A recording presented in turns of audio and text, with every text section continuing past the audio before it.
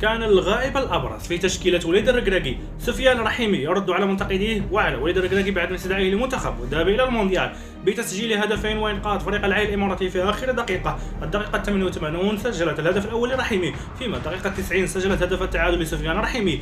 بهذه النتيجة انتهت مباراة العين الإماراتي والشارقة بالتعادل هدفين لكل منهما. سفيان الرحيمي قدم مباراة ولا أروع بعدما حصل على اللاعب الشار في الدوري الإماراتي. سفيان الرحيمي يرد على منتقديه وعلى من لم يستدعيه لمونديال قطر، مكانته كانت في مونديال قطر في تشكيلة المنتخب المغربي. لاعب بحلول مهارية، لاعب يسجل الأهداف ولو بأنصاف الفرص، لاعب متكامل، لكن وليد الركراكي أبعد اللاعب بدعوى وزن زائد.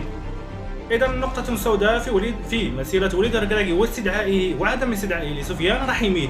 سنرى التشكيلة التي اعتمد عليها وليد الركراكي هل ستعطي مفعولها أم ستبقى مكانة سفيان الرحيمي فارغة في المنتخب، خصوصا بعد تألقه في المباريات الأخيرة وحصوله على لاعب الشهر في الدوري الإماراتي وتسجيل هدفين في آخر مباراة.